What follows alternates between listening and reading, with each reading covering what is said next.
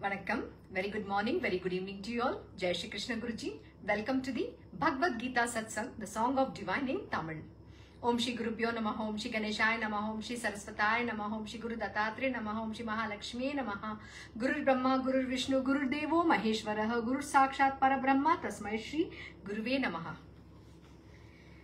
So, in chapter 2, we are doing chapter 2, Sankhya Yoga, the Yoga of Knowledge, verse 25. Chapter 2, verse 25. This soul is unmanifest, it is incomprehensible, and it is spoken of as immutable. Therefore, knowing it as such, you should not grieve. நேத்திக்கெல்லாம் நான் சொன்ன ஒரே lesson என்னன்னா, ஆத்மா நிரந்தரம், அது யாரும் கொல்ல முடியாது, அதை ஒண்ணுமே பண்ண முடியாது, அது இட்டர்னல், என்னைக்குமே அது இருக்கிறது. இந்த உடல் தான் போய் போய் திருப்பி வரும், ஆனா ஆத்மா மட்டும் நிரந்தரம். அதுதான் திருப்பி அவர் சொல்லிட்டு இருக்காரு. So, chapter 2, verse 26. And Arjuna, if you should suppose the soul to be subject to constant birth and death, even then you should not grieve like this. This is very important. Enna solrarna? And Arjuna, if you should suppose the soul is subject to constant birth and death. அப்படியே நீ சொல்ற மாதிரியே இந்த ஆத்மா கூட கான்ஸ்டன்டா birth எடுக்கிறது, அதுக்கப்புறம் அது சாகணும் அப்படின்னு விதிக்கப்பட்டிருந்தாலும் அப்போ கூட நீ இந்த மாதிரி அழக்கூடாது, நான் யுத்தம் பண்ண மாட்டேன்னு சொல்லக்கூடாது அப்படின்றார். ஏன்? அது ஒரு சத்திரிய தர்மம். நம்ம வாழ்க்கையிலேயே நமக்கு நிறைய ஸ்டேஜ்ல நான் இது எப்படி இதுல நான் எப்படி சண்டை போடுவேன், ஒரு ஆஃபீஸ் சிச்சுவேஷன் வரட்டும், இல்ல ஒரு ஃபேமிலிலேயே ஒரு சிச்சுவேஷன் வரட்டும், இல்ல உங்க ஃப்ரெண்டோட வரட்டும், சில டைம் அந்த ரிலேஷன்ஷிப்னால நம்ம எமோஷனல் ஆயிடும். இமோஷனல்னா அப்படியே அவங்க இத்தனை வருஷம் எனக்கு தெரியும், நல்லா பழகி இருக்காங்க, அவங்கக்கிட்ட போய் நான் எப்படி இதை சொல்றது, நம்ம எல்லாத்துக்குமே தயங்குவோம். அவங்களுக்கு நான் ஏதாச்சும் சொன்னா அது தவறா தெரியும், உலகம் என்ன சொல்லும். இந்த நம்மளோட வாழ்க்கையே நீங்க பாத்தீங்கன்னா மத்தவங்க என்ன சொல்றாங்க, அவங்க என்ன நினைக்க போறாங்கன்னு சொல்லியே நம்ம டிசிஷனே தவறா எடுப்போம். அது ஒரு நின்னு நான் கரெக்ட், நான் இந்த மாதிரிதான் பண்ண போறேன்னு எதுக்கு தன்மை கூட கிடையாது. ஏன்? அவங்களுக்கு நான் மனசை நோகடிக்க கூடாது. என்னோட வாழ்க்கையிலேயே நான் ஒரு எக்ஸாம்பிள் தரேன். எனக்கு காலேஜ்ல நான் ஸ்கூல்ல நல்ல மார்க் வாங்கினேன், 95%, 96%, செகண்ட் டாப்பர் ஸ்கூல்லயே. அப்ப எங்க அப்பாவுக்கு நான் இந்த பாடியோட அப்பாவுக்கு நான் இன்ஜினியர் ஆகணும் இல்ல டாக்டர் ஆகணும்னு அவர் நினைச்சார். என்னோட மார்க்ஸ் நல்லா இருந்ததுனால நான் காலேஜ்ல அப்ளை பண்ண காலேஜ்ல கூட அவங்களுக்கு எனக்கு சயின்ஸ், என்னோட பேர் சயின்ஸ் குரூப்ல வந்தது. ஆனா எனக்கு வேண்டாம், நான் இன்ஜினியரா ஆகணும்னு நான் ஆசைப்படல, எனக்கு டாக்டரா சுத்தமா ஆகணும்னு எனக்கு பிடிக்கவே பிடிக்காது. ஆனா அவங்க நீ என்ன ஆகணும்னு என்னைக்குமே கேட்டதே கிடையாது. அவங்க சொன்னதுதான் நான் செய்யணும்னு அப்படியே அவங்க அப்படியே நினைச்சிட்டாங்க. நான் சொன்னது அவ செய்யணும், அவளுக்கு அது நல்லது அப்படின்னு எங்க அப்பா நினைச்சார். என் பொண்ணுக்கு என்ன நல்லதுன்னு எனக்கு தெரியும், நான் சொல்லுவேன் அப்படின்னு அவர் நினைச்சிட்டார். ஆனா என் பொண்ணுக்கு என்ன விருப்பம், அவளுக்குன்னு ஒரு ஸ்வதர்மம் இருக்கு, அவளுக்கு ஒரு ஆசைகள் இருக்கு, அவளுக்கு ஒரு கனவு இருக்கு, ஒரு கொள்கை இருக்கு. அது என்னது எப்பயாச்சும் கேட்கணும்னு கூட அவருக்கு தோணல. அவர் என்ன பெத்ததுனால அவருக்கு அந்த உரிமை இருக்குன்னு நினைச்சிட்டாரு. அப்பா அம்மாக்கு உரிமை இருக்கு இல்லைன்னு சொல்லல, ஆனா அந்த பசங்களுக்கு என்னவா ஆகணும், ஏன்னா இது என்னோட வாழ்க்கை, நான் வாழ போறேன், எனக்குன்னு கடவுள் எனக்கு ஒரு கேப்பபிலிட்டி, எனக்கு திறமைகள் எல்லாம் கொடுத்துருக்காரு, அது பிரகாரம் தானே நான் வாழ போறேன். ஆனா அவர் என்னைக்குமே கேட்கவே இல்லை. நான் காலேஜ்ல இந்த சயின்ஸ் குரூப் கொடுத்தோடனே நான் சொன்னேன் எனக்கு சயின்ஸ் பிடிக்காது, நான் அது படிக்கல. நிறைய பேர் அங்க அந்த சயின்ஸ் குரூப் வேணும்னு நாங்க ஏங்கிட்டு இருக்காங்க, அவங்களுக்கு கொடுத்தாது அவங்க நல்லபடி படிப்பாங்க, எனக்கு காமர்ஸே போதும், ஏன்னா நான் பிசினஸ் மேனேஜ்மெண்ட் எடுக்கணும், அதுக்கப்புறம் ஏதாச்சும் பெரிய கம்பெனில நான் பெரிய ஆளாகணும் அப்படின்னு ஒரு கனவெல்லாம் இருந்தது, பெரிய பெரிய ட்ரீம். ஆனா எப்படி போகணும் அந்த பாதையில் அந்த டைரக்ஷன் சொல்ல ஆளு கிடையாது. எனக்கு நான் எதுக்கு காமர்ஸ் படிக்கணும், நான் ஏன் படிக்கிறேன்னு கூட எனக்கு தெரியாது. ஏன்னா என்னோட பெஸ்ட் ஃப்ரெண்ட் அவ காமர்ஸ் எடுக்கிறேன்னு சொன்னா, நான் கூட காமர்ஸ் எடுக்கிறேன், சயின்ஸ் பிடிக்கவே பிடிக்காது, மேத்தமெட்டிக்ஸ்னாலே பிடிக்காது, எனக்கு மேத்ஸ்னாலே சப்ஜெக்ட் பிடிக்காது. ஆனா எங்க அப்பா அம்மா ரெண்டு பேருமே மேத்ஸ்ல ரொம்ப திறமைசாலி. எங்க அம்மாக்கு அதான் சொன்னே, டாக்டர் சீட்டு கடிச்சு அவங்க போய் ஃபீஸ் கட்டி கூட அவங்க போல. ஏன்? அவங்கனால அந்த எதிர்த்து எங்க பாட்டி எதிர்த்து அவங்களோட பாட்டி எதிர்த்து நின்னு பேச முடியல. ஏன் பேச முடியல? அது மிகப்பெரிய தவறு அவங்க செஞ்சது. ஏன்னா கடவுள் ஒரு வாய்ப்பை கொடுத்தாரு. அவங்க தலையெழுத்தே மாறி இருக்கும். இன்னைக்கு அவங்க எப்படி இருக்காங்க? 50 வருஷம் கல்யாணம் ஆகி என்ன குப்பை கொட்டுனாங்க? ஒண்ணும் கிடையாது. வாழ்க்கையே வேஸ்ட்.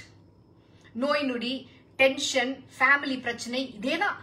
ஒரு ரெஸ்பெக்டே கிடையாது. அந்த மாதிரி தான் வாழ்னாங்க ஃபுல்லா. எதுக்கு இந்த மாதிரி வாழணும்? ஆனா இன்னைக்கு அவங்களே அது ஒரு டாக்டர் படிச்சிருந்தா அவங்களுக்கு எப்பவுமே மத்தவங்களுக்கு சேவை செய்யணும். நான் டாக்டர் படிச்சா நான் சேவை செய்யலாம்னு ஒரு எண்ணம் அவங்களுக்கு. அவங்க அப்படி ஒரு எண்ணத்துல இருந்தாங்க. அவங்களுக்கு அந்த திறமை எல்லாமே இருந்தது. ஆனா கடவுள் கொடுத்த திறமை அவங்க அந்த நேரத்துக்கு நின்னு எதிர்த்து சொல்ல முடியல. எனக்கு என்ன இன்னும் கூட என் மண்டல ஒரு அதுக்கு ஒரு ஆன்சர் பதில் இல்லைன்னா, ஏமா உன் அப்பாவே உனக்கு போய் ஃபீஸ் கட்டி இருக்கும் போது பாட்டி சொன்னாங்கன்னு நீ போய் படிக்கலையே, இதோட பெரிய மடத்தனம் என்னமா அப்படின்னு தான் எனக்கு எத்தனையோ தடவை அந்த கேள்விகள் வந்திருக்கு. ஆனா நான் கேட்டுனா எனக்கும் எங்க அம்மாவுக்கு சண்டை தான் நடக்கும். ஏன்னா அவங்க சொல்ற பதில் எனக்கு ஒத்துக்க முடியாது எனக்கு. ஏன்னா அவங்க எதிர்த்து நிக்கல. என்ன ஆயிடும்? பாட்டி பேசாம போவாங்க. ஒரு 3 மாசம் 6 மாசம் பேசாம போட்டுமே. ஆனா ஒரு வாழ்க்கையை அழிச்சிட்டாங்கல்ல. இன்னைக்கு டாக்டரா இருந்திருப்பாங்க, சேவை செஞ்சிருப்பாங்க, அவங்களே நோய் நொடி இல்லாம இருந்திருப்பாங்க. ஆனா இன்னைக்கு என்ன பண்ணாங்க? ஒண்ணுமே சாதிக்கல வாழ்க்கையில. இந்த மாதிரி ஒரு வாழ்க்கை வாழ்றதுக்கு இதுதான் அவர் சொல்றாரு. நீ ஏன் இந்த மாதிரி அழுதுட்டு கிடக்குற? இந்த நேரத்துல நீ யுத்தம் பண்ணும். இதோட அர்த்தம் புரியுதா உங்களுக்கு? உங்களோட வாழ்க்கை நான் ஏன் இந்த எக்ஸாம்பிள் தரேன்னா, இது உதாரணமா ஏன் தரேன்னா, இதெல்லாம் நமக்குள்ள சில நேரத்துக்கு வரும். சோ அப்போ நான் காலேஜ்ல போய் நான் அது வேண்டாம்னு சொல்லி காமர்ஸ் சப்ஜெக்ட் எடுத்துட்டு வந்தேன். எங்க அப்பா என்கிட்ட பேசல. அவர் பேசல, நான் எல்லாம் கண்டுக்க மாட்டேன். பேசுங்க, எத்தனை நாளா பேச மாட்டீங்க? பேசினா என்ன சண்டை தானே வரும்? வேண்டாம், பேசாததே நல்லது அப்படின்னு சொல்லி நான் இருந்தேன். நான் ஜாலியா தான் இருந்தேன். எங்க அம்மா ஒண்ணு மட்டும் சொல்லிட்டாங்க. என்ன தெரியுமா சொன்னாங்க? அவளுக்கு என்ன பிடிக்குமோ அவ படிச்சுக்கிட்டோம். ஆனா எங்க அம்மா எனக்கு எப்பவுமே எதிர்த்தாங்க. அவங்களுக்காக அவங்க எதுக்கல, ஆனா எனக்கு எதிர்த்து நின்னாங்க. என்ன நான் சின்ன வயசுல இருந்து அவங்க சொன்ன மாதிரியே ட்ரெஸ் எல்லாம் போட்டுட்டே இருந்தேன். எதுவுமே அவங்க என்ன வாங்கி கொடுப்பாங்களோ அது போடுவேன். ஆனா நான் ஒரு தடவை கேட்டேன், எனக்கு ஜீன்ஸ் பேண்ட் போடணுமா, எனக்கு பேண்ட் வேணுமான்னு கேட்டேன். எங்க அம்மா நான் 8வது படிக்கும் போது பேண்ட் வாங்கி கொடுத்தாங்க.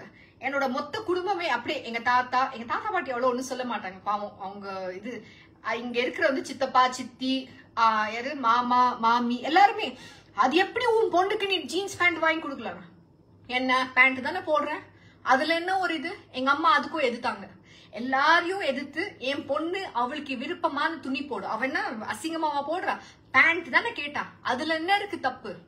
ஏன்னா எல்லாரும் சொன்னாங்க அவளோட அப்படியே அவ இந்த வீட்லயே என்ன எல்லாருமே கூப்பிடாங்க, எங்க வீட்டு பொண்ணு கிடையாது, எங்க வீட்டு ஆம்பளை இது அப்படின்வாங்க. ஏன்னா நான் அப்படிதான் இருந்தேன். எனக்கு பயம் கிடையாது. நான் ஏன் பயப்படணும்? இது என்னோட வாழ்க்கை. நான் தப்பு செஞ்சா நீங்க ஏதாச்சும் சொல்லணும், தவறு செஞ்சா சொல்லணும். ஏன் உண்மை பேசும் போது எதுக்கு உங்களுக்கு எல்லாம் இருக்கு? அது என்னது நீங்க சொன்ன மாதிரி நான் இருக்கணும்? நான் தப்பு பண்ணா நீங்க தட்டி கேட்டா நான் அது ஒத்துக்கிறேன். ஒரு ஜீன்ஸ் பேண்ட் போடணும்னு சொன்னதுக்கு அப்படியே ஃபுல் ஃபேமிலியில ஒரு பெரிய டிஸ்கஷன். இது என்ன இது? நீங்க என்ன உலகத்தை சேவை செய்யறீங்களா? நான் போடுற ஜீன்ஸ் பேண்ட்டுக்கு மொத்த குடும்பமே டிஸ்கஸ் பண்றது. எனக்கு வந்தது பாருங்க கோவம். சரியா அப்புறம் கொடுத்தேங்க. அது அப்புறம் என்ன சொன்னாங்க, வாய் நிறைய இதுக்கு, இது வேற பட்டம் கட்டிடுவாங்க, எவ்வளவு வாய் பாரு அப்படின்னு சொல்லி. தலையே திரும்பி போச்சு எனக்கு. என்ன கேட்டு நியாயமா எங்க அம்மா என்ன பாவம் ஜீன்ஸ் பேண்ட் வாங்கி கொடுத்தாங்க. அதுல என்னோட சின்ன மாமா, எங்க அம்மாவோட 3வது தம்பி அப்ப வந்தார். அது சொன்ன, என்னக்கா நீ போய் உன் பொண்ணுக்கு இந்த மாதிரிலாம் வாங்கி கொடுக்குற, அவ எதுக்கு இதெல்லாம் போடணும்? எங்க அம்மா சொன்னாங்க, ஏன் மத்தவங்க எல்லாம் போடுறது கிடையாதா? அவ என்ன ஒரு பேண்ட் தானே கேட்டா, ஜீன்ஸ் பேண்ட் போட்டா என்ன குறைச்சல்? அவ மத்த நேரத்தை சல்வார் கமிஸ் தானே போடுறான், அழகா தானே ட்ரெஸ் பண்றான். அதுவும் குச்சியாட்டம் இருந்தேன், அது ஒல்லியா இருந்தேன். அதுக்கு வேற ஐயோ இது மாதிரி குச்சியாட்டம் இருக்கு இப்படி எல்லாம் பேசுவாங்க. சதையே இல்ல, உன்னெல்லாம் எவன் கண்ணெல்லாம் பண்ணிப்பான், எனக்கு பிம்பிள்ஸ் வந்துருச்சு, முகம் வேற அசிங்கமா இருக்கு, இப்படி எல்லாம் பேசுறவங்க. என்னது இது? ஒரு பொண்ணுக்கு இது வெளியில அழகு கிடையாது, அவங்களோட மனசு, உள் மனசு தான் அழகு. அவங்க எவ்வளவு நல்ல மனசா இருக்காங்க, அதுதான் உங்களோட அழகு வெளியில வரும். நீங்க ஐஸ்வர்யா ராய் இருந்தாலும் ஒரு பைசாக்கோ லாய்க்கு இல்ல. உங்க மனசுல குப்பை கூட எல்லாம் வச்சிருந்தீங்கன்னா, நீங்க எவ்வளவுதான் உலக அழகியா இருந்தாலும் அது வேஸ்ட். உங்க மனசு எவ்வளவு சுத்தம், அதுல எவ்வளவு நல்ல குணங்கள் இருக்குன்னு அது பார்க்கணும். அழகு மனசுல இருக்கிறது. ஒரு மனுஷனோட ஸ்வபாவம் அவங்களோட மனசுல இருக்கிறது உண்மையான அவங்க முகத்துல காட்டும். இதுதான் உண்மை. நான் நேருக்கு நேரா நான் யாருக்கும் பயப்பட மாட்டேன். ஏன் பயப்படணும்? அப்படியே பேசுவேன். இருக்கிற உண்மை நான் இதுதான் அப்படின்னு தான் பேசுவேன். ஆனா நம்ம மதிக்காம எல்லாம் இருக்கிறது கிடையாது. இங்க பகவான் கத்து கொடுத்திருக்காரு எல்லாரையும் மதிக்கணும், எல்லாரையும் மதிச்சு நம்ம கரெக்டா போகணும். ஆனா அதுக்குன்னு சொல்லி நான் வந்து நீ வந்து என்ன வேணா என்ன மிதிச்சுட்டு போ அப்படின்னு சொல்லி எல்லாம் இருக்கிற ஆள் நான் கிடையாது. நான் அன்னைக்குல இருந்து எதிர்த்து தான் நான் இருந்தேன். சோ எங்க அப்பா என்ன பண்ணாரு, பேசல. எங்க அம்மா ஒண்ணு சொல்லிட்டாங்க, அவளுக்கு பிடிச்சதோ அவ படிச்சுட்டு போட்டோம், அது வந்து நீங்க தடுக்காதீங்க, என்ன வேணா படிச்சுட்டு போட்டோம். அப்புறம் இன்னொரு காமெடி என்ன தெரியுமா, இதுல எங்க அப்பா சொன்னாரு, அவர் பேங்க்ல செஞ்சுட்டார். அவர் இருந்தது நேவில, ஒழுங்கா நேவில ஃபுல்லா வேலை செஞ்சிருக்கணும். அதை விட்டுட்டு கல்யாணம் ஆகி எங்க அண்ணா பிறந்த உடனே வந்துட்டு பேங்க் ஜாயின் பண்ணாரு. அவர் தானே பேங்க் ஜாயின் பண்ணாரு, அவருக்கு விருப்பம், அவர் ஜாயின் பண்ணாரு. இது வந்து என் மேல போட்டார் எடுத்து, நீ வந்து பேங்க் அப்ளிகேஷன் நான் எடுத்துட்டு வந்து தரேன், நீ பேங்க் எக்ஸாம் எழுதி நீ ஒரு பேங்க்ல சேர்ந்துடணும். ஏன்னா பொம்பளைங்களுக்கு வந்து செக்யூரிட்டி, விமென்க்கு வந்து செக்யூரிட்டி ஜாப், கவர்மெண்ட் ஜாப். அந்த கவர்மெண்ட் வார்த்தை எடுத்தாலே எனக்கு தலை அப்படியே கோவம் வரும். ஏன்னா இருக்கிறதுல திருட்டுத்தனம் பண்றதே கவர்மெண்ட் எம்ப்ளாயி. எல்லாமே எங்க போனாலும் இந்த உலகத்துல எல்லாமே ஒருத்தர் வந்து 10 எல்லாருமே ஒண்ணுக்கு ஒன்னா போட்டி போட்டு அங்க இது பண்ணுவாங்க. நான் சொன்னா இந்த செக்யூர்ட் இந்த என்ன சொல்றது, அவர் சொல் ஜாப் செக்யூரிட்டி. நாம எல்லாம் நினைக்கிறோம் ஜாப் செக்யூரிட்டி வேணும். நீ வந்து அவர் எப்படி யோசிச்சாருன்னா, நீ இந்த பேங்க்ல வேலை செஞ்சுனா 9 to 5 ஜாப், உனக்கு அப்படியே ரிலாக்ஸ்டா இருக்கும், உனக்கு ஒரு கஷ்டமே இருக்காது, நீ கல்யாணம் பண்ணி குழந்தை பெத்துனா அப்போ உனக்கு ரொம்ப ஈஸியா இருக்கும். அவர் என்னென்னமோ கனவு கண்டிருக்காரு. என் வாழ்க்கையை விதியில என்ன இருக்குன்னு அவர் தெரியுமா? அவர் கடவுளா? அவர் கிருஷ்ண பரமாத்மாவா? இப்படி எல்லாம் அவருக்கு கனவு கண்ட யாரு கொடுத்தா? உங்களுக்கு வந்து உங்களோட வாழ்க்கை வாழ்றதுதான் உரிமை. நீங்க சொல்லுங்க, அப்கோர்ஸ் என்னோட அப்பா அம்மாவோட கடமை, நான் கல்யாணம் பண்ணும், அதெல்லாம் ஓகே, இல்லன்னு சொல்லல. ஆனா எனக்கு கல்யாணம் ஆகும்னு அவர் நிச்சயமா தெரிஞ்சுதா? அதுக்கப்புறம் என்ன போட்டு இது பண்ண, நீ எக்ஸாமே எழுதும், அந்த அப்ளிகேஷன் கிழிச்சு போட்டேன். ஏன்னா எனக்கு வேண்டாம், என்னோட லைஃப் நான் டிசைட் பண்ணுவேன், எனக்கு என்ன வேணும் நான் போய் தேடிப்பேன். நான் வேலை தேடினேன். அதுக்கப்புறம் நான் எனக்கு வந்து அதோட வஸ்டான நான் கார்பரேட் வேர்ல்ட்ல தான் போனேன். ஏன்னா அது வந்து என்னோட விதியில இருந்தது, அதுதான் போய் நான் கத்துட்டேன். கார்பரேட் வேர்ல்ட்ல போனேன், அங்க பட்டு ஏந்து சரியான அடி, தர்ம அடி கிடைச்சது வாழ்க்கையில. எனக்கு வாழ்க்கைன்னா என்னன்னு தெரியாது, ஏன்னா உலகமே போய் பார்க்கல. தானே இதை அப்படி வீந்துதான் கத்துக்கணும். ஏன்னா குழந்தை வந்து நடக்கும் போதே அப்படி தடுமாடாம நடக்காது, யாருமே நடக்க முடியாது. வீந்து ஏந்து அடிபட்டு தான் கத்துக்க முடியும். ஆனா அது ஓகே, அது என்னோட டிசிஷன். அது நான் வீந்தாலும் தவறு பண்ணாலும் அது என்னோட டிசிஷன். ஆனா நாளைக்கு உங்களை நான் குற்றம் சொல்ல மாட்டேன்ல, நீங்க தான் என்னை இதுல குழியில தள்ளினீங்க அப்படின்னு உங்க மேல பிளேம் பண்ண மாட்டேன் இல்லையா? சோ வந்து என்ன சொல்றேன்னா, இங்க வந்து அந்த நேரத்துக்கு நான் எதிர்த்து நின்னேன். ஆனா எங்க அம்மா வந்து எதிர்த்து நிக்கல, இதுதான் வித்தியாசம். ஆனா அவங்க எனக்காக எதிர்த்தாங்க. நான் எனக்கு என்ன வேணும்னு நான் சொல்லிடுவேன், நான் இப்படிதாமா செய்வேன். ஆனா நான் என்ன தப்பு செஞ்சேன்? எனக்கு அம்மா ஒரு பெஸ்ட் ஃப்ரெண்ட் மாதிரி இருந்தாங்க, எல்லாமே அவங்களுக்கு தெரியும், இதுதான் ஆச்சு இதுதான் ஆச்சு. டெய்லி ஆஃபீஸ் போயிட்டு வந்தாலும் ஆஃபீஸ்ல ஒரு பிரச்சனை எங்க அம்மா கிட்ட தான் வந்து சொன்னேன். ஒரு நாள் எங்க அப்பா சொன்னார், என்ன சொன்னார்னா, நீ தானே இந்த என்னது கார்பரேட் வேர்ல்ட்ல போகணும்னு சொன்னேன், அது அப்ப நீ தான் அனுபவி, நீ எதுக்கு அதை வீட்டுக்கு எடுத்துட்டு வர, இதெல்லாம் நம்ம கிட்ட சொல்லாத, உன்னோட கஷ்டம் நீ மட்டும் அனுபவி அப்படின்னு சொன்னாரு. சரி, ஆமா, அது என்னமோ 100க்கு 100 உண்மைதான். இது என்னோட வாழ்க்கை, நான் வாழ்ந்துட்டு இருக்கேன், இது என்னோட கஷ்டம், நான் தான் படணும், அது ஓகே, நான் ஒத்துண்டேன். ஏன்னா அங்க வந்து எனக்கு இந்த என்ன சொல்றது, இந்த ரைட் நாலேஜ் கொடுக்க ஆள் கிடையாது, அது டைரக்ஷன் காட்டணும். ஏன்னா நாம வந்து வாழ்க்கை வந்து நாம யோசிக்கிற மாதிரி நினைச்சிடுறோம், ஆனா நிஜ உலகமே வேற. இந்த நாலேஜ் உங்களுக்கு யாருமே கொடுத்தது கிடையாது, ஏன்னா உங்க அப்பா அம்மாக்கு தெரியாது, நீங்க படிச்ச ஸ்கூலு காலேஜ்ல இது எவனும் சொல்லி கொடுக்கறது கிடையாது. மட்டமான ஒரு சிலபஸ் படிப்பீங்க, என்ன சிலபஸ் 1835 மக்கோலே எஜுகேஷன் சிஸ்டம் தான் படிச்சுட்டு இருக்கீங்க. அது உதவாத ஒரு எஜுகேஷன், அது படிக்காம நீங்க இருந்திருக்கலாம் அதோட. சோ நம்ம இந்த நாலேஜ் நமக்கு என்ன, எப்படி ஒரு உலகத்துல போய் எப்படி வாழணும்ன்றது ஒரு எஜுகேஷன் யாருமே சொல்லி கொடுக்கறது இல்ல. எது சரி எது தவறு, நாம எதுல உஷாரா இருக்கணும், எப்படி செய்யணும், எப்படி பேசணும், எப்படி எல்லாமே எவ்வளவோ இருக்கு. ஒரு பேங்க் அக்கவுண்ட் இருந்தா அதுல என்னென்ன பண்ணணும், இதெல்லாம் யாருமே கத்து கொடுக்கறது கிடையாது. மேத் மட்டும் படிச்சுட்டா போதுமா? நீங்க படிச்சது ஒன்னாவது உங்களுக்கு உதவுதா? இன்னைக்கு என்ன சாதிச்சிட்டீங்க? நீங்க எம்எஸ்சி வாங்கிருக்கலாம், எம்பிஏ வாங்கிருக்கலாம், அது படிச்சு ஒரு பைசாக்கோ லாய்க்கு இல்ல. ஆனா அதுக்கு மட்டும் என்ன லட்சமா போய் சம்பாதிப்பீங்க, லட்சமா கொடுத்து படிக்க வைப்பீங்க. ஏன் என் பையன் நிறைய சம்பாதிக்கணும், நிறைய போய் எங்க சம்பாதிக்கணும்? ஒண்ணுமே லாய்க்கு இல்ல. போய் அந்த என்ன ஒயிட் காலர் லேபரா இருப்பீங்க நீங்க கார்பரேட் இதுல போய், வேலைக்காரன் தான், வேற ஒண்ணு கிடையாது. ஒரு லீடரா எங்க இருக்கீங்க? யாருமே கிடையாது. சோ இவர் என்ன சொல்றாருன்னா, இந்த நேரத்துல போய் அந்த டிசிஷன் எடுக்கிற நேரத்துல போய் நீ அழுதுட்டு இருக்காத அர்ஜுனா. ஏன்னா இது உனக்கு கேவலமான ஒரு இது, நீ சத்திரியா. நீ சத்திரிய தர்மா பண்ணணும், நீ ஒரு வாரியர், உன்னோட கொள்கையே நீ வந்து சண்டை போடணும். சோ அந்த நேரத்துக்கு என்னோட வாழ்க்கை எப்படி வேணும் நான் அந்த எடுத்த முடிவு. ஆமா, அது ரொம்ப கஷ்டமா இருந்தது, தர்ம சங்கடம். ஏன்னா அந்த நேரத்துல அது கொடூரமா அது தாண்டி போயிட்டா எல்லாமே சரியாயிடும். சரி, அதுக்கப்புறம் எங்க அப்பா நல்லா தான் பேசுறாரு, பெருமையை தான் சொல்றாரு, என்னை பத்தி பெருமையை தான் வெளியில பேசுவார். என்கிட்ட அவர் எப்படி பேசினாலும் இட்ஸ் டிஃபரெண்ட் ஸ்டோரி. ஆனா என்ன சொல்வாரு, என் பொண்ணு இவ்வளவு எல்லாம் பண்றா, இன்னைக்கு வந்து என் பொண்ணு இதெல்லாம் செஞ்சுட்டு இருக்கான்னு சொல்றாரு. என் பொண்ணு இன்னைக்கு கோவில் கட்டணும்னு சொல்றாரு. எல்லாமே எதிர்த்தாரு அவரு. நான் செய்யணும்னு ஒண்ணு கூட அவரு ஒத்துக்கல, அவ்வளவு சுலபம் எல்லாம் ஒத்துக்கல அவரு.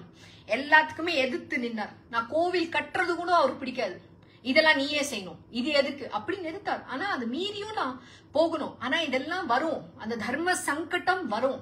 ஆனா அதுக்கு பயந்துன்னு நீங்க செய்யாம ஒரு முடிவு எடுக்கிறது கோலத்தனை. அதுதான் இங்க கிருஷ்ண பரமாத்மா கத்து கொடுக்கிறார். மோஸ்ட் இம்பார்ட்டன்ட், அர்ஜுனா ஏந்து நின்னு உன்னோட யுத்தம் செய், இது ரொம்ப முக்கியம். இப்படியே இருந்து இருந்து நீ ஒண்ணு சாதிக்க போறல, அவமானம் தான் உனக்கு அப்படின்னு சொல்றார் பரமாத்மா. சோ என்ன சொல்றார், and Arjuna, if you should suppose this soul to be subject to constant birth and death, even then you should not grieve. இந்த சோல் அதான் இந்த ஆத்மா கூட நீ என்ன நினைக்கிற, அது திருப்பி திருப்பி போயிட்டு வருது, இது டெத் ஆயிடும், திருப்பி பர்த் ஆகும், அப்ப கூட நீ அழுக கூடாது, போய் யுத்தம் பண்ணு. Chapter 2 verse 27, for in that case death is certain for the born and rebirth is inevitable for the dead. You should not therefore grieve over the inevitable. ரொம்ப அழகா சொல்றார். என்ன சொல்றார், for in that case death is certain for the born. See, நம்ம பிறந்த உடனே நமக்கு தெரியும் சாவு நிச்சயம், நம்ம என்னைக்கு இருந்தாலும் ஒரு நாள் சாக போறோம். ஏன்னா நாங்க பிறப்பிலேயே நமக்கு டெஸ்டினி வந்தாச்சு, நம்மளோட வாழ்க்கை நாம எத்தனை வருஷம் வாழ போறோம், அது விதிச்சாச்சு. அது வந்து கடவுளோட விதி, அது நம்ம ஃபேட்டுன்னு சொல்லுவோம், நம்மளோட தலையெழுத்துன்னு சொல்லுவோம். அந்த தலையெழுத்தோட நாங்க வந்தாச்சு. டெத் வந்து நிச்சயம். நீ பிறந்த உடனே நீ உன்னோட டேட் கூட தயார், கடவுள் எழுதிட்டார். நீ இந்த பூமி மேல எத்தனை நாள் நீ இருக்க போற, நீ ஆல்ரெடி அந்த லெட்டரோட வந்தாச்சு, முத்திரை குத்தி வந்திருக்கு. Birth certificate, death certificate ready, அது ரெண்டுமே வந்தாச்சு. ஆனா பிறந்த டேட் மட்டும் தான் தெரியும், எப்போ இறக்க போறீங்கன்னு டேட் தெரியாது. ஆனா அது ரெடி ஆல்ரெடி, கிருஷ்ண பரமாத்மா கிட்ட தெரியும், எல்லா அக்கௌண்ட் டேட் அவர் குறிச்சு வச்சுட்டார். ஆனா உங்களுக்கு என்ன, நான் வந்து அது நினைக்க மாட்டீங்க, ஓ சாவு நிரந்தரம், என்னைக்கு இருந்தாலும் நான் சாகணும். ஆனா வாழும் போது வந்து லைஃப வந்து நீங்க போனதுக்கு அப்புறம் கூட எல்லாரும் உங்க பத்தி பெருமையா பேசணும், அவங்க மாதிரி நான் வரணும், ஒரு உதாரணமா நீங்க வந்து ஒரு எக்ஸாம்பிளா இருக்கணும் இந்த உலகத்துல, அந்த மாதிரி வாழ்ந்துட்டு போகணும். உங்களை பத்தி 4 பேர் ஞாபகம் நினைச்சுக்கணும் என்னைக்கு இருந்தாலும். அர்ஜுனாவை நம்ம நினைச்சுக்கிறது இல்லையா, அர்ஜுனா மாதிரி வரணும்னு சொல்றோம். ஏன், அவர் அந்த மாதிரி சாதிச்சார். நீங்க தான் இங்க அந்த அர்ஜுனா, அந்த மாதிரி சாதிக்கணும். உங்க வாழ்க்கையே ஒரு கொள்கையா ஆக்கிடுங்க. ஆனா உங்களுக்கு மட்டும் சுயநலமா இருக்கக்கூடாது. மத்தவங்களுக்கு என்ன செய்றீங்க, 4 பேருக்கு நல்லது செய்யணும், அந்த அளவுக்கு நீங்க வாழ்ந்து காட்டணும். இதுதான் ரொம்ப முக்கியம். எப்பவுமே அடிமையாகி என்னால முடியாது அப்படின்னு சொல்லி நோ யூஸ். தைரியமா நின்று வாழுங்க. மிஞ்சி போனா என்ன, அல்டிமேட்லி கடவுள் என்ன தெரியுமா சொல்றாரு, உனக்கு என்ன வரும், மிஞ்சி போனா சாகதான் வரப்போகுது. அதை தவிர்த்து வேற என்ன பயம் இருக்கு. எல்லாரும் வந்து சாகதான் பயப்படுவாங்க. நம்ம சாகறதுக்கு எதுக்கு பயப்படணும், என்னைக்கு இருந்தாலும் சாகிறது வந்து நிரந்தரம். ஆனா நாம இருக்கும் போது நம்ம வாழ்க்கைய வந்து அவ்வளோ அழகா இருக்கணும். நீங்க ஒரு மூவி பாத்திருக்கீங்களா, எக்ஸாம்பிள் இப்ப என்னது உங்க ஃபேவரட் யாரு, ஓகே தமிழ்நாடு, சோ ரஜினிகாந்தோட பிக்சர் எடுத்துக்கோங்க. அப்படியே ஆக்ஷன், காமெடி, அப்புறம் த்ரில், இமோஷன் எல்லாமே இருக்கு இல்லையா. நம்ம வாழ்க்கை கூட அப்படியே நவரசம் அப்படிதான் இருக்கணும். ஃபுல்லா எல்லாமே இன்பு துன்பு அன்பு எல்லாம் கலந்து இருக்கணும். சோ அது ஒரு மசாலா, அது வந்து ஒரு மசாலா மூவி. அழகா எல்லாரும் பார்த்து ரசிச்சு அனுபவிச்சு அந்த மூவியை ஞாபகம் வச்சுக்கணும். அப்படி ஒரு வாழ்க்கை நீங்க வாழணும், அதுதான் முக்கியம். சோ அதுக்கு என்ன சொல்றாரு அவரு, டெத் இஸ் சர்டன். என்னைக்கு இருந்தாலும் நீ சாக போற, நீ பிறந்த உடனே நீ சாக போற. நான் திருப்பி இதேதான் சொல்வேன். நீங்க பிறந்த உடனே பர்த்டே 1 இயர் பர்த்டேன்றீங்க, ஓ இந்த ஒரு வருஷம் நான் சாகல அப்படின்றது நீங்க கணக்கு போட்டுட்டே இருக்கீங்க. ஓ இன்னைக்கு எனக்கு வந்து 45 வயசு ஆச்சு, இன்னைக்கு 50 வயசு ஆச்சு, இன்னும் நான் சாகல, இன்னும் ஒரு வருஷம் க்ளோசர் டு டெத். அதுக்குதான் அந்த கணக்கு போட்டுட்டு இருக்கோம். இது யாருக்குமே புரியல. அண்ட் there is a இங்கிலீஷ்ல ஒரு சேயிங் இருக்கு, when you are born everybody around you is smiling, you are the only one who's crying. When you die, live a life such that when you die you're the only one who is smiling, everybody around you is crying அப்படின்னு சொல்லுவாங்க. என்னன்னா நீங்க பிறக்கும் போது நீங்க மட்டும் தான் அழுகிறீங்க. குழந்தையா நீங்க அழுவீங்க இல்லையா? பிறந்த உடனே எல்லாரும் சிரிச்சிட்டு இருப்பாங்க சந்தோஷமா. ஓ எனக்கு இப்ப ஆண் குழந்தை பெண் குழந்தை பிறந்து என் பொண்ணு பிறந்திருக்கா, மகாலட்சுமி பிறந்திருக்கா அப்படின்னு சந்தோஷப்படுவீங்க. ஆனா அவங்க நீங்க எப்படி வாழ்றீங்க, அந்த வாழ்க்கை அவ்வளவு அழகா வாழ்ந்தீங்கன்னா நீங்க சாகும் போது நீங்க மட்டும்தான் சிரிச்சிட்டு இருப்பீங்க, மத்தவங்க எல்லாம் அழுவாங்க. அந்த மாதிரி ஒரு வாழ்க்கை வாழணும். அதுதான் நம்மளோட உண்மையான அர்த்தம். இந்த வாழ்க்கை வாழ்ந்ததுக்கு ஒரு சார்த்தகம் சொல்லுவாங்க.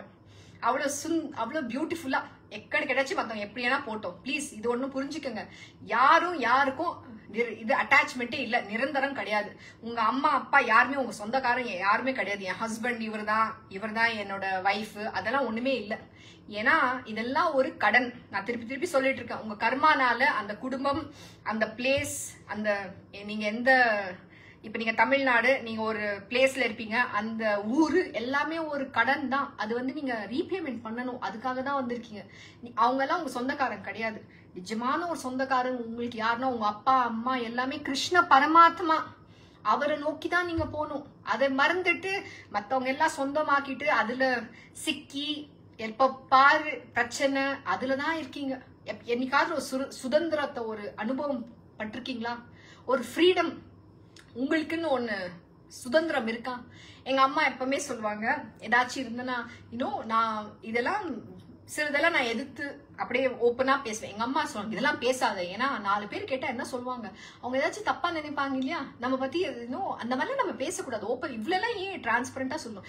நம்ம மானம் நம்ம காப்பாத்திக்கணும். அவங்க எல்லாம் கேட்டா என்ன சொல்லுவாங்க, இது யாரு மானம், யாரு காப்பாத்திக்கணும், இது யாரு பேச்சு, யாரு ஒப்பீனியன், நாம என்ன பெருமைப்படுறது இருக்கு. தவறு செஞ்சா தவறு, சரியா இருந்தா சரி, யார் தவறு செஞ்சாலும் தவறுதான், நீங்க சரினா சரிதான். இதுல என்ன இருக்கு? நம்ம எல்லாரும் அத சொல்லுவாங்க தமிழ்ல ஒரு வாட் இஸ் இட், ஒரு சேயிங் இருக்கு, வீட்டுக்கு வீட்டு வாசுபடி அப்படின்னா எல்லார் வீட்டுல நடக்கிறதுதான். பெருசா நம்ம வீட்டுல மட்டும் ஒண்ணும் நடக்கல அப்படிலாம் கிடையாது. சண்டை நடக்கும், சில டைம் நாங்களே திட்டிப்போம், எல்லாம் பேசிப்போம், சில டைம் சிரிச்சுட்டு இருப்போம், சந்தோஷமா இருப்போம், எல்லாமே இருக்கும். சோ அதுல என்ன இருக்குமா? அப்படி கிடையாது. நான் இது வரைக்கும் எதுவுமே எங்க அம்மா கிட்ட கூட நான் சொன்னது இல்ல. அது உன்னோட முட்டாள்தனம், நீ சொல்லணும்னா அதுல என்ன இருக்கு பெருசா மூடி வைக்கிறதுக்கு? அது நீ பண்ண ஸ்டூபிடிட்டி. உங்க அம்மாக்கு தெரிஞ்சா மட்டும் என்ன ஆகும்? என்ன சொல்லு, அவங்களே அந்த மாதிரி ஒரு வாழ்க்கை தான் வாழ்ந்துட்டு இருக்காங்க பாவம். எங்க பாட்டி, ஆனா எங்க பாட்டி உண்மையிலேயே ரொம்ப சூப்பர் பாட்டி. அவங்க மாதிரி யாருமே வர மாட்டாங்க. அழகா வாழ்ந்தாங்க, எல்லாருக்கும் கொடுத்தாங்க. ஆனா அவங்க இறந்தப்போ இந்த ஒரு இதை பார்த்தேன், ஊரே வந்துச்சு. ஆனா அதுக்கப்புறம் யார் இறந்தாலும் யாருமே வரல. அவங்க இருந்த வரைக்கும் தான் அந்த வீட்டிலேயே ஒரு லட்சுமி கடாட்சம், எல்லாரும் வருவாங்க, அவ்வளவு ஒரு சந்தோஷமா இருக்கும். எடுத்து எப்ப பாரு எல்லாருக்கும் கொடுப்பாங்க. அது கொடுக்குற கை. அப்படிதான் நாங்க வாழணும். அவ்வளவு ஒரு ஹாப்பினஸ். 4 பேர் உங்களை தேடி வரணும், அந்த மாதிரி நீங்க வாழணும். சோ எங்க அம்மா எப்பவுமே சொல்லுவாங்க, நான் உங்களுக்கு எல்லாம் எங்க அப்பா அம்மா கிட்ட எல்லாம் நான் சொல்றது கிடையாது, நீ போய் உங்க தாத்தா பாட்டி கிட்ட எல்லாம் சொல்லிட்டு இருக்காத, அப்பா பத்தி எல்லாம் இப்படி பேசக்கூடாது அப்படின்னு சொல்லுவாங்க. என்ன பேசக்கூடாது? செஞ்ச தப்பு தான் நான் சொல்லிட்டு இருக்கேன், அவர் இப்படி பண்ணாருன்னு சொல்லிட்டு அது சொன்ன என்ன இல்ல, அவங்களுக்கு மனசு கஷ்டப்படும் அப்படிலாம் 4 பேர் சிரிப்பாங்க. 4 பேர் சிரிப்பாங்களா? நீ யாருக்காக வாழ்ந்துட்டு இருக்க? அந்த 4 பேர் சிரிக்கிறவங்க இல்ல ஏதாச்சும் சொல்றவங்க உனக்கு நாளைக்கு ஏதாச்சும் உனக்கு ஆச்சுன்னா அவங்க பாத்துக்க போறாங்களா? இல்ல அவங்கதான் சம்பாரிச்சு உனக்கு கொடுக்க போறாங்களா? இல்ல நல்லது கெட்டது அவங்க உனக்கு செய்ய போறாங்களா? உலகம் எல்லாம் பேசும். நீங்க நல்லாவே இருந்தீங்களா கூட பேசும், நீங்க அழிஞ்சு போயிட்டீங்கன்னா கூட பேசும். இந்த நாக்குக்கு நரம்பு இல்லைன்னு சொல்லுவாங்க. அவங்களெல்லாம் பேசுறாங்கன்னு பயந்து நீங்க எதிர்த்து நிக்கலன்னா அது உங்களோட கோலத்தனம். அதுதான் இங்க சொல்றாரு. இது நீ யாருக்கும் பயப்பட தேவையில்லை. பிறப்பியோட சாவு கூட நிரந்தரம் தான். அப்படியே நீ செத்தாலும் அது எவ்வளவோ பெருமை. சண்டை போட்டே சாவேன், அதுதான் பெருமை உனக்கு. அதுதான் சத்திரிய தர்மம் அப்படின்றார். So for in that case, death is certain for born and rebirth is inevitable for the dead. You should not therefore grieve over the inevitable. என்னைக்குமே இது சாவு எப்படி இருந்தாலும் உனக்கு வரதான் போகுது. அது யாருமே தடுக்க முடியாது. பரமாத்மா கூட உன்னோட சாவை தடுக்க முடியாது. ஏன்னா நீ இந்த பிறவி எடுத்துட்டீங்கன்னா இந்த பாடி இறந்தே ஆகணும். அதே கிருஷ்ண பரமாத்மா கூட ஒரு பாடி எடுத்துட்டு அவர் கூட தான் சாகணும். ஆனா பரமாத்மா சாகிறது கிடையாது, அந்த பாடி தான் விட்டுட்டு போறாரு. இதுதான் உண்மை. இதை ஏன் நீ ஒத்துக்கல அர்ஜுனா? யார் வந்து இப்ப ஒருத்தர் இருந்தா ஆஸ் அ சோல்னா நீ ஆத்மா இருந்தீங்கன்னா ஒன்னு உடலை விட்டுட்டு இன்னொன்னு எடுத்துப்பேன். இன்னைக்கு இந்த சாரி ஆயிடுச்சு, பினிஷ், இது கிழிஞ்சு போச்சுன்னா வேற ஒரு புடவை வாங்கிக்க மாட்டேனா? அதே மாதிரிதான் ஆத்மாவும் அதுதான். சோ நீ எதுக்கு அழுற? அவங்க எல்லாம் சாக போறாங்க. யாருமே இங்க வந்து சாக போறதுல, அவங்க எல்லாமே அன்மேனிஃபெஸ்ட், ஒரு டைம் பீரியட் அப்படின்னு தான் சொல்றாரு. Chapter 2, verse 28. Arjuna, before birth, beings are not manifest to our human senses. On death, they return to the unmanifest again. They are manifest only in the interim between birth and death. What occasion then for lamentation? ரொம்ப beautiful. என்ன சொல்றான்னா, நம்ம வாழ்க்கை எவ்வளவு வருஷம், maximum போனா 100 வயசோட வாழ போறோம். சோ இந்த 100 வயசுக்காக நம்ம இவ்ளோ சண்டை போடுறோமா? நீங்க வந்து இறந்துட்டு, அவர் என்ன சொல்றன்னா, நாம வந்து இப்போ பிறந்திருக்கோம், இந்த உடல் இருக்கு, நீங்க என்ன பார்க்கலாம், தொடலாம், பேசலாம், எல்லாம் நான் வந்து ஃபீல் பண்றேன், நான் இந்த எர்த்ல இருக்கிறேன்னு சொல்லிட்டு எனக்கு நல்லா தெரியுது. ஆனா அவர் என்ன சொல்றாருன்னா, நீ இறந்ததுக்கு அப்புறம் நீ அன்மேனிஃபெஸ்டா சோலா போயிடுவே இல்லையா, ஆத்மாவா நீ போயிடுவே. அப்போ வந்து அந்த பீரியட் அவங்க அந்த ஆத்மா வந்து இன்னொரு பாடியை எடுத்துட்டு வர வரைக்கும் தான் அவங்க இல்ல, திருப்பி மறுபடி வந்துடுவாங்க இல்லையா, மறுஜன்மா வந்துடும் இல்லையா. சோ அப்ப நீ எதுக்காக நீ அழணும்? இது ஏன் இவ்ளோ கஷ்டப்பட்டு நீ அழுந்துட்டு இருக்க? நான் சண்டை போட மாட்டேன், நான் வந்து யாரும் கொல்ல மாட்டேன் இந்த யுத்தத்துல அப்படின்னு சொல்லி நீ ஏன் இவ்ளோ கஷ்டமா இருக்க அப்படின்னு தான் சொல்றாரு அவர். சோ வந்து எப்படி இருந்தாலும் இப்ப நீங்க எங்க தாத்தா பாட்டி போயிட்டாங்க அப்படின்னா, நான் ஓகே, அவங்க அந்த பாடி, பிசிக்கல் பாடி விட்டு போச்சு, ஆனா திருப்பி அவங்க வேற பிறவி எடுத்துட்டாங்களே. ஆனா அந்த பிறவி வந்து எனக்கு என்ன எடுத்திருக்காங்கன்னு தெரியாது, ஆனா அவங்க ஆல்ரெடி பர்த் எடுத்து இந்த உலகத்துல எங்கேயோ இருக்காங்க. இதுதான் அவர் சொல்றாரு, அந்த இன்ட்ரீம் பீரியட் தான். இன்ட்ரீம் பீரியட்னா அவங்க இறந்ததுக்கு அப்புறம் ஒரு பீரியட் எடுக்கும், அதுக்கப்புறம் திருப்பி இன்னொரு பாடி, இன்னொரு குடும்பம், அந்த குடும்பத்துல அவங்க கூட இருக்கிற அந்த கர்மாவை தீக்க அவங்க திருப்பி வந்துட்டாங்க. சோ அவர் என்ன சொல்றாருன்னா, அந்த கர்மாவை திருப்பி நாம பிறவி எடுக்க கூடாதுன்னா நாம வந்து நம்ம ஸ்வதர்மம் வந்து பண்ணணும். அட்டாச்மெண்ட் வச்சுக்க வேண்டாம். நீ எப்போ அட்டாச்மெண்ட் வச்சிருக்கோ திருப்பி நீ அவங்களோட நீ வந்து அந்த ரீபேமெண்ட் கொடுத்துட்டு இருக்கணும். இப்ப இந்த ரீபேமெண்ட் ஒரு சின்ன உதாரணத்துல எக்ஸ்பிளைன் பண்றேன். என்னன்னா கர்மானா என்ன, ஒரு சிம்பிள் எக்ஸாம்பிள். இன்னைக்கு வந்து நீங்க வந்து ஒரு கடன் வாங்கியிருக்கீங்க, 10,000 ரூபாய் யார்கிட்டோ வாங்கியிருக்கீங்க.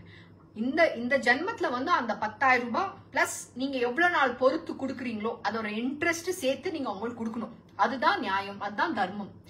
சப்போஸ் நீங்க வந்து கொடுக்கல, நீங்க இறந்து போயிட்டீங்க, ஏதோ ஒரு பட்சத்துல அந்த பைசாவே கொடுக்கல, திருப்பி வந்து இன்னொரு பிறவி எடுத்து அவங்களுக்கு திருப்பி நீங்க அந்த ரீபேமெண்ட் பண்ணியே ஆகணும். இல்லனா சப்போஸ் இந்த ஜென்மத்துல நீங்க யாருக்கோ 10,000 ரூபாய் கொடுத்துருக்கீங்க, அவங்க வந்து உங்களுக்கு திருப்பி கொடுக்கலன்னு வச்சுக்கோங்க, சோ அது கர்மா ஆயிடும். ஏன்னா கர்மா வந்து நீங்க கொடுத்ததை அவங்க திருப்பி கொடுக்கணும். ஒரு ஹஸ்பண்ட் அண்ட் வைஃப் இருக்காங்கன்னு யோசிச்சுக்கோங்க. இப்ப நீங்க வந்து 2 பேர் சண்டை போடுறாங்க, இந்த ஜென்மத்துல வந்து உங்களை அந்த ஹஸ்பண்ட் வந்து அந்த வைஃப் அடிக்கிறாரு, அந்த அடிச்சுட்டு அவர் வந்து செத்து போயிடுறாரு. சோ திருப்பி அந்த வைஃப் அவங்களை அடிக்க முடியுமா? இல்ல. ஆனா அவங்க வந்து அந்த ட்ராமா, அந்த கஷ்டத்தை, அந்த ரொம்ப கஷ்டத்தை அனுபவிச்சிருக்காங்க, அவங்க பயங்கர கஷ்டப்பட்டு இருக்காங்க, அடி ஒத்தா எல்லாம் வாங்கியிருக்காங்க. ஆனா எப்ப திருப்பி கொடுப்பாங்க? அடுத்த ஜென்மத்துல வந்து ஆப்போசிட்டா பிறப்பாங்க. அந்த வைஃப் வந்து ஹஸ்பண்டா பிறக்கணும், அந்த ஹஸ்பண்ட் வந்து வைஃபா பிறக்கணும். ஏன்னா அப்பதான் அந்த கணக்கு கிளியர். சோ அவங்க ஹஸ்பண்டா பிறந்ததுக்கு அப்புறம் அந்த வைஃபை திருப்பி அவங்க அந்த அடி கொடுக்கணும். ஆனா இங்க ஒரு ஸ்லைட் ட்ரிக் என்னன்னா, அந்த லைஃப்ல வந்து இப்ப இவர் வந்து 2 அடி கொடுத்துருப்பாரு, அவங்க 4 கொடுத்துருவாங்க. சோ திருப்பி இன்னொரு பிறவி வரும். இப்படிதான் அது போயிட்டே இருக்கும் கர்மா. இந்த சைக்கிள்ல தான் நம்ம சிக்கிட்டு இருக்கோம். அதுக்குதான் சொல்றாரு, நீ வந்து உன்னோட ஸ்வதர்மம் பண்ணிட்டு நீ வந்து கடவுளை நோக்கி போ, உனக்கு இந்த மோட்சம் கொடுக்கும். ஏன் திருப்பி இந்த பிறவி வேணும் உனக்கு அர்ஜுனா? எதுக்கு அழற? இன்னைக்கு இந்த பிறவில இருந்து முக்தி கொடுக்க நான் இருக்கிறேன். உன்னோட ஸ்வதர்மம் மட்டும் நீ செய், நான் எல்லாமே பாத்துக்கிறேன், நான் இருக்கிற பகவான், உன்னோட ரதத்தை நான் ஓட்டுறேன். வாழ்க்கை இந்த லைஃபோட சேரியட், அந்த ரெயின்னா அதோ சாரி தமிழ்ல என்ன சொல்லணும்னு தெரியல, அந்த ஹார்ஸுக்கு அந்த பிடிப்பு இருக்கு இல்லையா, அதை வந்து நீங்க கண்ட்ரோல் பண்ணுவீங்க இல்லையா, அந்த பிடிப்பு தான் கடவுள் கையில கொடுத்துடணும். அது வந்து அவர் உங்களோட இந்த பாடியை வந்து அந்த கரெக்டான பாதையில கொண்டு போய் இந்த டெஸ்டினேஷன் அவர் சேர்த்துடுவார். நீங்க எங்க போய் சேரணுமோ அங்க சேர்த்துடுவார் அவர். ஆனா அந்த நம்பிக்கையோட நீங்க அவர் கையில சரணாகதி, அவர் காலடியில சரணாகதி பண்ணிடணும். நான் செய்யறேன், இது நான் தான் செய்யறேன் அப்படின்லாம் யோசிக்க கூடாது. சோ இதுதான் கர்மாவோட சிம்பிள் எக்ஸாம்பிள் நான் கொடுத்தது. சோ அவர் என்ன சொல்றாருன்னா, அர்ஜுனா பிஃபோர் பர்த், அதான் எல்லாருமே வந்து அதான் சொல்றேன், பிஃபோர் பர்த் அவங்க வந்து மேனிஃபெஸ்ட். இப்போ வந்து நீங்க என்ன பார்க்கலாம், என் கூட பேசலாம். இந்த பாடி ராஜ்மான்ற ஒரு பாடி ஒரு சின்ன டைம் பீரியட்ல வந்திருக்காங்க. ஆனா என்னோட வேலை, கிருஷ்ண பரமாத்மாவோட வேலை முடிஞ்சோன்னும் அவர் என்னோட ஆல்ரெடி டேட் விதிச்சிருக்காரு, நான் என்னைக்கு சாகணும். அந்த டே வந்தா இந்த பாடி போயிடும். திருப்பி ராஜ்மா இன்னொரு லைஃப்ல வந்து வேற பேரோட கிருஷ்ண பரமாத்மாவோட வேலை செய்ய திருப்பி வருவாங்க. இதுதான், அதான் ஒரு அர்த்தம் சொன்னதுங்க. So, chapter 2, verse 29. Hardly any great soul perceives this soul as marvelous. Scarce another great soul likewise speaks thereof as marvelous, and another worthy one hears of it as marvelous, while there are some who know it not even on hearing of it. இங்க பரமாத்மா சிம்பிளா உதாரணத்துக்கு என்ன சொல்றேன்னா, இந்த soul, இந்த ஆத்மா பத்தி யாருக்குமே தெரியாது. சில மகான் சேஜ், இந்த ரிஷி முனிகள், அவங்க மட்டும்தான் சில டைம் அதை பத்தி பேசுவாங்க.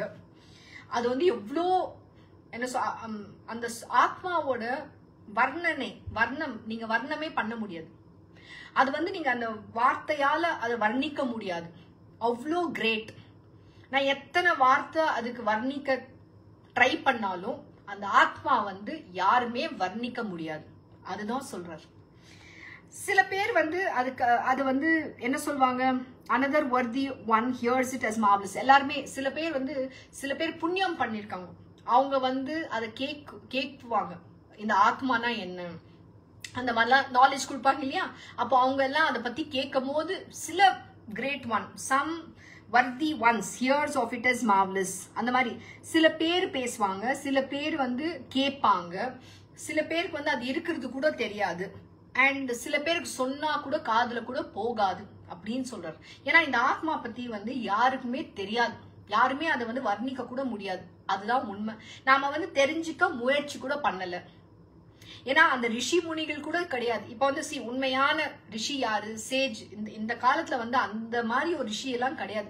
அப்ப சாய்பாபா இருந்தாரு, சாய்பாபா சொல்லிட்டு இருப்பாரு, அவரோட டீச்சிங்ஸ்ல கொடுத்திருக்காரு, பிரம்ம ஞானம்னா என்ன, நாம என்ன, அந்த மாதிரிலாம் அவர் எக்ஸ்பிளைன் பண்ணிருக்காரு. ஸோ நம்ம சச்சரித்திரம் பண்ணும் போது அதுல வந்து அவர் கத்து கொடுத்த அந்த டீச்சிங் எல்லாம் இருக்கு. ஸோ இந்த மாதிரி தான் நம்ம அந்த ஸ்கிரிப்சர் மூலியமா தான் நம்ம தெரிஞ்சுக்க முடியும். ஆனா அந்த ஸ்கிரிப்சர் சொல்லி கொடுக்க தகுதியான ஒரு குரு வேணும். எல்லாருக்கும் அந்த நாலேஜ் தரக்காது. கடவுளோட அனுகிரகம் இருக்கணும். உண்மையான கடவுள், அவரே பகவானே ஒரு மனிதர், ஒரு குரு ஃபார்ம்ல வந்து கத்து கொடுக்கிற வரைக்கும் நமக்கு இந்த நாலேஜ் கிடைக்காது. அந்த அனுகிரகம் வரணும், அந்த கிரேஸ் வேணும். அந்த கிரேஸ் இருக்கும் போது நீங்க அதை எடுத்துட்டு நீங்க முன்னுக்கு போகணும். அதுதான் பகவான் சொல்றது. ஆனா இங்க என்ன நான் அதை ஆட் பண்ண என்ன செய்யணும் நீங்கன்னு. ஆனா அவர் என்ன சொல்றாருன்னா, இது வந்து நிறைய பேருக்கு வந்து அந்த ஆத்மா வந்து வர்ணிக்க கெப்பாசிட்டி கூட கிடையாது. ஏன்னா நாலேஜ் இல்ல. ஏன்னா அது வந்து டிவைன் நாலேஜ். அது வந்து கடவுள் தான் வர்ணிக்க முடியும். கடவுள் மட்டும்தான் அவர் யாருன்னு சொல்ல முடியும். அதுக்குதான் அவர் குரு ஃபார்ம்ல வந்து ஒரு குரு மூலியமா வந்து இந்த ஞானத்தை கொடுக்கிறார். ஆனா அது வந்து அவரோட டிவோட்டிஸ் மட்டும் தான் கொடுப்பார். அதுக்கு வந்து கிரேஸ் வேணும், அதுக்கு வந்து தகுதி வேணும். அவர் பாப்பார் எத்தனை பேர் அதுக்கு அந்த தகுதிக்கு, அந்த நாலேஜ் எடுத்துக்க அளவு தகுதி இருக்குன்னு சொல்லிட்டு. அது நம்ம சன்ஸ்கிருத்ல சொல்லுவோம் பாத்திரதா அப்படின்னு சொல்லுவோம்.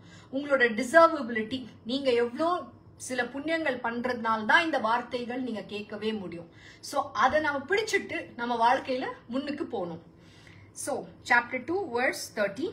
Arjuna, the soul dwelling in the bodies of all can never be slain. Therefore, you should not mourn for anybody. இதை நான் திருப்பி அவர் அதே சொல்றார். இந்த சோல்னா இந்த ஆத்மா நம்ம இந்த பாடிக்குள்ள இருக்கு. டுவெல்லிங்னா நமக்குள்ள இருக்கு இந்த ஆத்மா. அது வந்து யாருமே அந்த ஆத்மாவை கொல்ல முடியாது. நீ சாகும் போது என்ன போகுதுன்னா இந்த உடல். இது எங்கிருந்து வந்தது? பிரகிருதில இருந்து வந்தது. திருப்பி பிரகிருதிக்கே போயிடும். நம்ம உடல் என்னத்துல இருந்து வந்திருக்கு? 5 எலிமெண்ட்ஸ். என்னது? பஞ்சபூதங்கள்னு சொல்லுவோம். அந்த பஞ்சபூதங்கள்ல இருந்தா உருவாக்குன இந்த உடல். அது வந்து நாம எரிந்து போகும்போது நம்ம என்ன பண்றோம்? எரிச்சிடுறோம் இல்லையா? அது வந்து பஸ்மமா ஆகிடும். அந்த பஸ்மத்தை கொண்டு போய் கங்கா நதியில போட்டோம். திருப்பி பிரகிருத்திலேயே போயிடுச்சு இல்லையா? அதுதான் உண்மை. ஆத்மா வந்து நிரந்தரமா இருக்கு. சோ நீ ஏன் அழுற அர்ஜுனா? ஏந்து யுத்தம் செய். chapter 2 verse 31. Besides considering your own duty too, you should not waver, for there is nothing more welcome for a man of warrior class than a righteous war. அதான் திருப்பி நான் சொல்லிட்டே இருக்கேன். அவரும் அதே தான் சொல்றாரு. அர்ஜுனா, உன்னோட டியூட்டி என்ன? நீ வந்து ஒரு வீரன், நீ வந்து சத்திரியா. உன்னோட சத்திரிய டியூட்டினா உன்னோட கடமை. அந்த கடமை என்ன? நீ வந்து சண்டை போடணும், யுத்தம் செய்யணும். அதுதான் உனக்கு ஒரு ஆன்மத்தனம். நீ வந்து ஒரு மேன். நீ மேனா இருக்கும் போது உன்னோட டியூட்டி செய். கோலத்தனமா இப்படி அழுகாத அர்ஜுனா, இது உனக்கே நல்லது கிடையாது. அண்ட் நீ வந்து இந்த மாதிரி வேவர் பண்ணக்கூடாது. வேவர் இது எப்படி தெரியுமா ஆகும்? நமக்கு வந்து அந்த ஃபைனல் பாயிண்ட் இப்போ நாங்க செய்யணும்னு நினைக்கும் போது உங்க மைண்ட்ல வந்து ஒரு பயம் வரும். ஐயோ, இது செஞ்சா இதோட விளைவுகள் என்ன ஆகும் அப்படின்னு சொல்லிட்டு ஒரு பயம் வரும். அந்த பயத்திலேயே உங்க மனசு வந்து எல்லாம் தவறான அந்த யோசனை கொடுக்கும். அதுவும் நீங்க வந்து இன்னைக்கு யோசனைச்சிக்க மாட்டீங்க. ஐயோ, நாளைக்கு என்ன ஆக போகுது, அப்படியே ஒரு கற்பனை, அப்படியே ஒரு இமேஜினேஷன் வழியா ஃபுல்லா ஒரு 70mm பிக்சரே நடக்கும். ஒரு மொத்த பிக்சரே உங்க மைண்டுக்குள்ள போட்டு நீங்களே டைரக்டர்,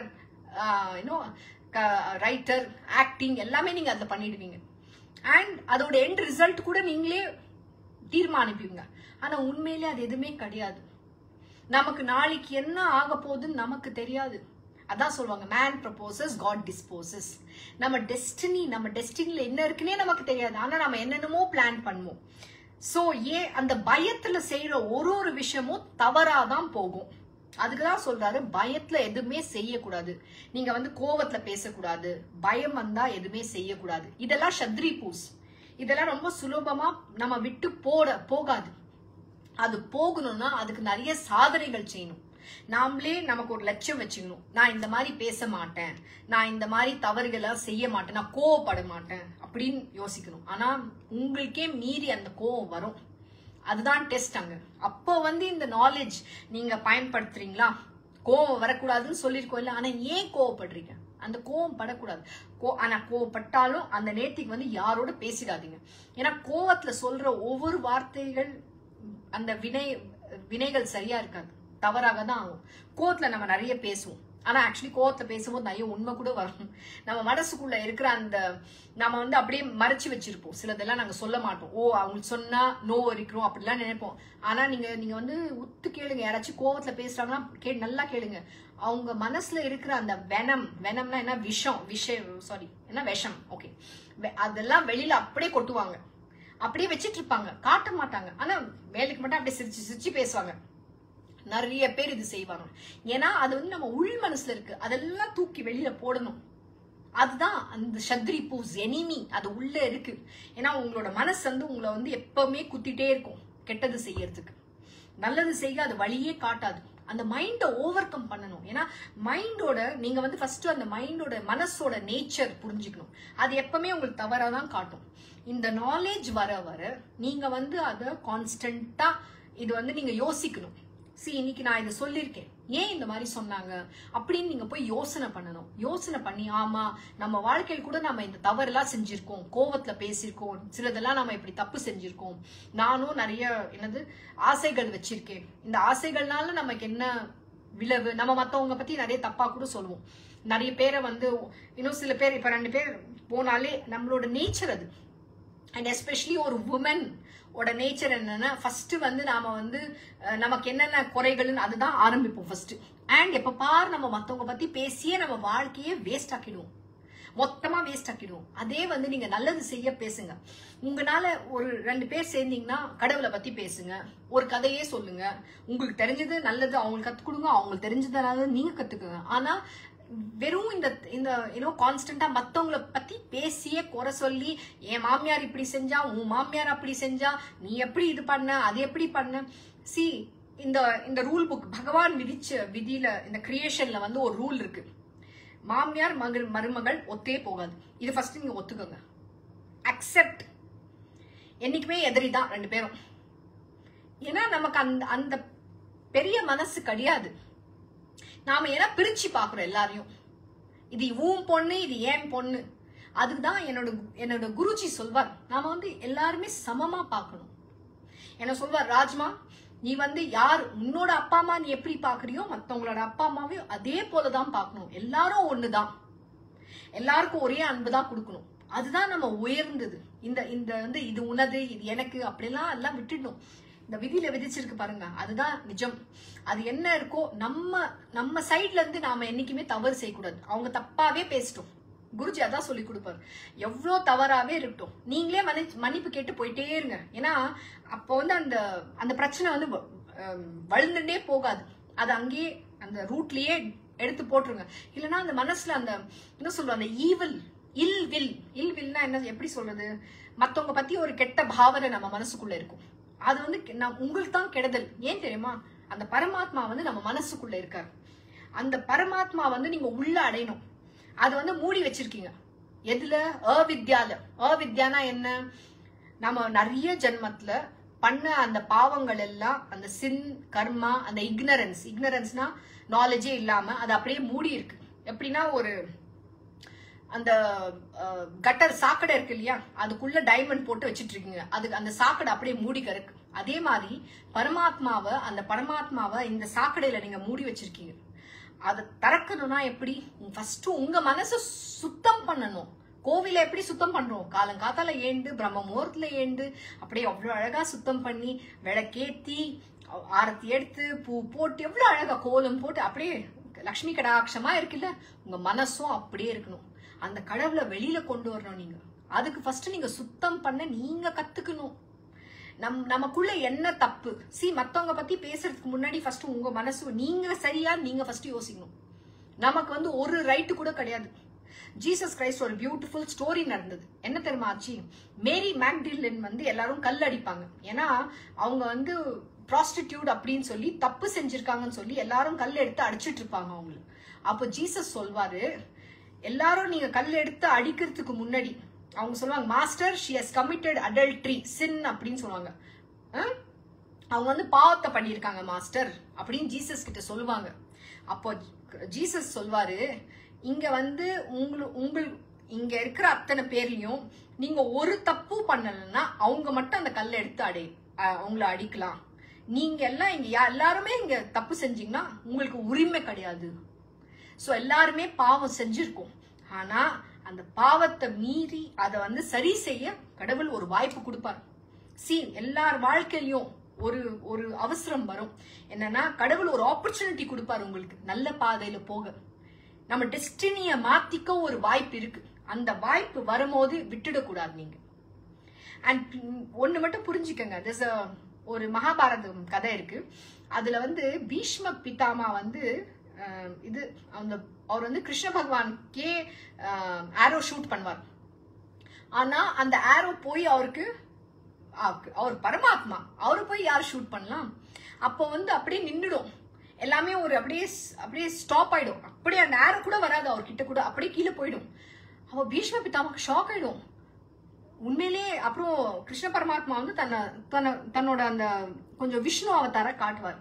அப்போ பீஷ்ம பிதாமா கேட்பாரு, பரமா நீ வந்து கான்ஷியஸ், நீ வந்து சுப்ரீம் டிவைன், இது நீங்களா? எனக்கு இந்த அறிவே இல்ல, நான் ரொம்ப என்ன மன்னிச்சிடுங்கன்னு கீழே வந்து அவர் வந்து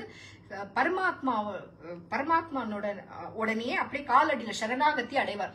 அப்போ வந்து கிருஷ்ண பரமாத்மா வந்து அவருக்கு ஒரு ஞானம் கொடுப்பார்.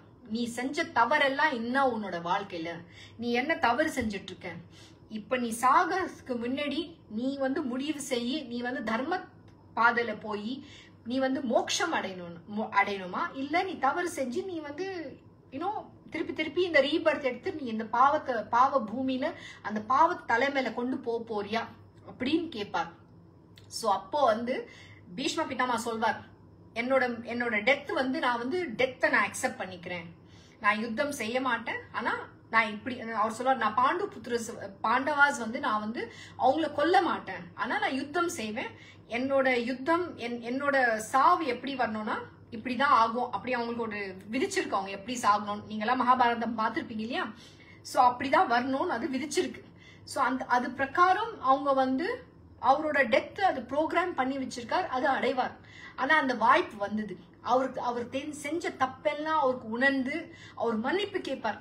அப்போ வந்து திரௌபதி கிட்ட சொல்வார், நான் செஞ்ச மகா தப்பு, அந்த உன்னோட வஸ்திரம் வஸ்திரம் அந்த அவங்க எல்லாம் அந்த வஸ்திரஹரன் பண்ணும்போது நான் வந்து தடுக்கல, என்னை மன்னிச்சிடுமா அப்படின்னு அவர் வந்து மன்னிப்பு கேட்பாரு அந்த கடைசி நிமிஷத்துல, அவர் சாகிறதுக்கு முன்னாடி. அதுதான் விடுதலை அவருக்கு. ஸோ எல்லாருக்குமே கடவுள் அவங்க தப்ப கரெக்ட் செய்ய ஒரு வாய்ப்பு கொடுப்பார். ஸோ இதுதான் பகவான் சொல்லியிருக்காரு. ஸோ நாம இன்னைக்கு வந்து இங்க 28 வேர்ட்ஸ்ல ஸ்டாப் பண்றோம். அடுத்த கிளாஸ்ல வேர்ஸ் 29ல இருந்து கண்டினியூ பண்ணலாம். So, Nandri, Vanakkam. Thank you for joining the Bhagavad Gita Satsang, the Song of Divine in Tamil. Have a good day, good evening to you all. God bless. Thank you, Rajma. Nandri.